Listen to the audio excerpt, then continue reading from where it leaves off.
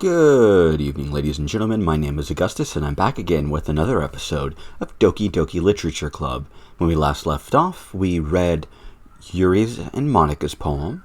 Natsuki and Yuri had a fight, and we wrote another poem. Yeah, that's pretty much all. And in this episode, we will read some more poems, probably, and probably write a poem of our own. Maybe score some more points with, I don't know, insert character here. But, that's I think that seems to be what this game's about mostly. And writing poems, talking to cute girls, getting points with them. Yeah, right? Nothing weird at all. And let's get back into the game, shall we? Another day passes, and it's time for the club meeting already. I've gotten a little more comfortable here over the past couple days. Entering the club room, the usual scene greets me. Hi, Augustus. Yo, Sayori. Looks like you're in a good mood today. Hehehe. I'm just still not used to you being in the club room, that's all. I see. That's a pretty simple thing to get you in a good mood. But I guess it's always the simple things with you anyway. Speaking of which, I'm kinda hungry. Will you come with me to the vending, or come with me to buy a snack? No thanks. That's not like you at all. I have my reasons. Why don't we take a look at your purse, Sayori? Why that all of a sudden? No reason, really. I just wanted to look at it. Sayori nervously retrieves her coin purse. She fumbles with the latch and gets it open. Then she turns it upside down and lets the contents spill onto the desk. Only 2 small coins fall out. I knew it. I can see right through you, Sayori. That's not fair. How did you even know? It's simple. If you had enough money in the first place, you would have bought a snack before coming to the club room. So, either you're not hungry and wanted an excuse to take a walk, or you planned to conveniently forget that you had spent all your money so that I would have to lend you some. But there's one more thing. You're always hungry. And so, that leaves the one option. Give up. Don't make me feel guilty. If you feel guilty, that means you deserve to feel guilty. Yuri suddenly giggles. I didn't notice that she was listening in. Her face is in her book, as always. I wasn't listening or anything. It was just something in my book. Hurry! Tell Augustus to let me borrow some money. Don't get me involved like that, Sayori. Besides, you should only buy what you can responsibly afford. And frankly, after putting your mischievous little stunt like that, your suffering is fair enough retribution. Did I just... I didn't mean that. I got too absorbed into my book. I really like it when you speak your mind, Yuri. It doesn't happen much, but it's a fun side of you. That's no way you could think that. You were right, though. I did something bad, and now I have to accept the revolution. Wait, what did she say? Wait, did she just say? Am I losing my mind? Revolution. She did say revolution. My brain kind of said that there's no way that that's what she said for a second there. Okay. Retribution. That. Still, coming from you, Sayori. I guess there's a little devil inside us all, isn't there? Don't let her fool you. Sayori knows exactly what she's doing. After all, she told you guys she was bringing me to the club before she even told me. But, you wouldn't have come if it weren't for the cupcakes. So I had to trick Natsuki into making them. Come on, give me more credit than yet that, Sayori. Pwep. Yeah, Out of nowhere, something small smacks Sayori in the face and tumbles onto the desk. Ow. What was... Eh? A cookie. Sure enough, it's a giant cookie wrapped in plastic. Sayori glances around. Is this a miracle? It's because I paid my restitution. Retribution. Actually, that one almost worked. Yeah, I was about to say, restitution actually is not entirely incorrect. Yeah, I was just going to give it to you, but then I heard you blab about the cupcakes. It was totally worth seeing your reaction, though. Haha. Natsuki, that's so nice of you. I'm so happy. Sayori hugs the cookie. Jeez, just eat it. Sayori rapidly tears open the wrapper and takes a big bite. Oh, good. Oop. Sayori suddenly claps her hands over her mouth. You bit my tongue. Going through a lot for over just one cupcake. Natsuki takes a bite of her own cookie. I've noticed the harder or the more my allergies are acting up, the harder it is to do the voice that I gave to Natsuki. So that's fun. Yours looks really good too, Natsuki. Can I try it? Jeez, beggars can't be choosers. Yours is chocolate. Yeah, why do you think I gave you that one? Fine. Still, I'm really happy that you shared this one with me. Sayori gets out of her seat, goes behind Natsuki, then wraps her arms around her. Jeez. I get it. Cookie still in hand, Natsuki reaches up to nudge Sayori off of her. Sayori suddenly leans down and takes a bite out of Natsuki's cookie. Hey, did you seriously just do that? Mouth full, Sayori trots away to safety. Yuri and I laugh as well. Jeez, you're such a kid sometimes. Monica, can you tell Sayori... Yeah? Natsuki glances around. Monica isn't in the club room. Ugh. Where's Monica anyway? Good question. Have any of you heard anything about her being late today? Not me. Yeah, I haven't either. That's a bit unusual. I hope she's okay. Of course she's okay. She's probably just had something to do today. She's pretty popular after all. Eh? You don't think she has I wouldn't be surprised. She's probably more desirable than all of us combined. That's true. Excuse me. Suddenly, the door swings open. Sorry, I'm super... What voice did I give? Oh, right. Sorry, I'm super late. I'm super sorry. You sure? There you are. I didn't mean to be late.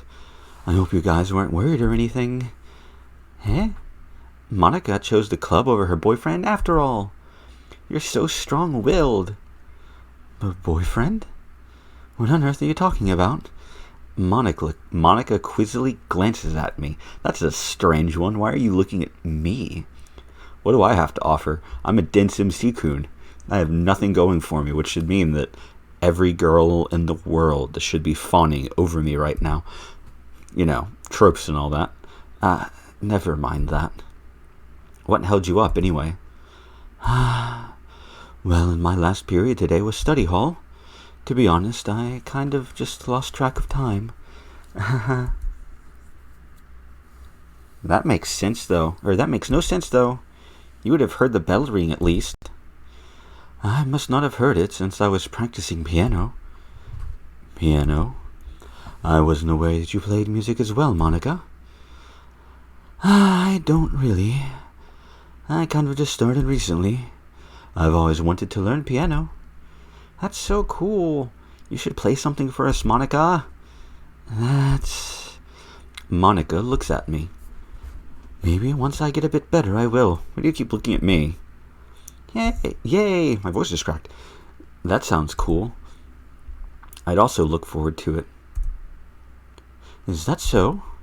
In that case, I won't let you down, Augustus. Monica smiles sweetly. Uh, I didn't mean to pressure you or anything like that. Don't worry. I've been practicing a whole lot recently, and I'd really love the chance to share once I'm ready. I see. In that case, best of luck. Thanks. So, I didn't miss anything, did I? Not really.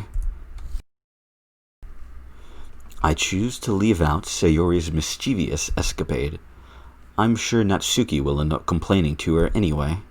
It looks like everyone is already settled down. Sayori somehow already finished her entire cookie. Yuri is back to her book, and Natsuki disappeared into the closet. Augustus! Sayori suddenly comes up to me. I'm gonna go get supplies from another classroom. Want to come with me? Supplies? What for? Well, you know how the festival is coming up? Me and Monica, we're gonna go make some posters and stuff, so I need to find some crayons and markers and glue sticks. I see. Sure, I'll go with you. Hey! Okay, Monica, we'll be back soon. Are you going with Augustus to get those supplies? There's no need to trouble yourself. I'd be happy to go with him. Aw, but I wanted to go. So much more fun exploring the empty classrooms and stuff. Okay. I want to spend time with Monica. It was just a suggestion. See if you can find poster paper too, okay? Okay. Ready, Augustus? Yep, let's go. Sayori and I exit the clubroom. I follow behind as Sayori hums and skips around the hallway. Honestly, it feels like I'm taking a kid to the mall or something. Sayori finds pleasure in the simplest things sometimes. That's not so bad. Finding enjoyment out of the little things in life. Hey, Sayori, what exactly are we doing for the festival anyway? I'm not sure how you would make an event out of literature. Me and Monica have it all planned out. Don't you worry. Is that so? Yep. We're going to do a poetry performance. Performance? Of what kind? Well, everyone is going to take turns on stage and recite their favorite poems. I would fucking kill for that if I was in high school and, the school that I went to had festivals, or that was really a thing in America. Well, it might be. I don't really like that kind of festival, though. I don't really think it is. That sounds kind of dull. Augustus, you're not thinking about it the right way at all. It is not just about reading poems. It's about performing them. Like you say the lines of the poem, like, between my feet, the last remaining flower beckons me. I twist the stem, freeing it from its clinging roots, caressing the final joyous moment between my fingers. But what end have I summoned this joy? For now, when I look in every direction, the once prosperous field before me is but a barren wasteland. Like that. Sayori, how do I put this? I'm sure it's just me, but it's impossible for me to take you seriously when you talk like that. You're a meanie. I'm working super hard on this, I would have loved to read, Xanadu, or not Xanadu, what the fuck is it called? That's the Rush song. Kubla Khan, or Rime of the Ancient Mariner, or something by Poe, like Silence of Fables is a favorite of mine. That's not a poem. I don't know what my favorite Poe poem is. I'm working super hard on this, I know. I just mean that it's a pretty unordinary contrast to your cute self. Don't say that. It's embarrassing. And I would have, thinking about it, I would have loved to have been able to perform Rime of the Ancient Mariner. Love that poem to death. Or his other really long poem that I can't remember the name of. It's not as good as Rime of the Ancient Mariner, but would probably be more enjoyed. I don't remember the poem much about it. I'll have to read that again sometime soon. I have a book of his entire poetry, and I think he only wrote poems. I think it's his entire poem collection somewhere, probably put up somewhere, knowing me, but who knows. Well, I guess that means I'm doing a good job. Yeah, I guess so. I'm so excited. The festival going to be so much fun. Sayuri spins herself around in the hallway again. Hey, Augustus, this classroom over here is empty. Let's begin the mission. The mission, eh? It's been a long time since I've spent time with Sayuri like this. But in the end, she hasn't changed one bit. She's nothing but a ball of sunshine, drawing happy vibes from the world around her. It's a pretty nostalgic feeling for me. As the years went by, I began to hold myself up in my room more and more. So, going adventuring with Sayuri brings about a special sort of feeling I had forgotten I had in me. The two of us enter the classroom. Sayuri heads straight to the closet, and I follow. Let's see what we have in here. Crayons. Sayuri pulls out a box full of crayons off the shelf. They're the best brand, too. They're kind of dirty, though. Sayuri starts pulling various crayons out of the box, reading the color names. So you actually got some fucking Crayolas. Nice. I don't remember in any school that I ever went to in my entire life where they actually had Crayolas that weren't either broken, nubs, or fucking stolen in a week. Alright, that's one down. Don't get distracted. We need to find... Hey, I'm looking for my favorite color. Fine. Then at least move aside so I can look for poster paper. I dropped one by accident. Yeah.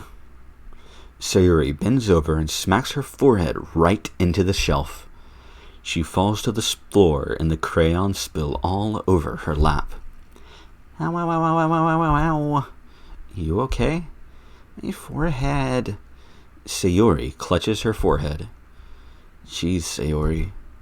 That's just like you, isn't it? Come on, let me see.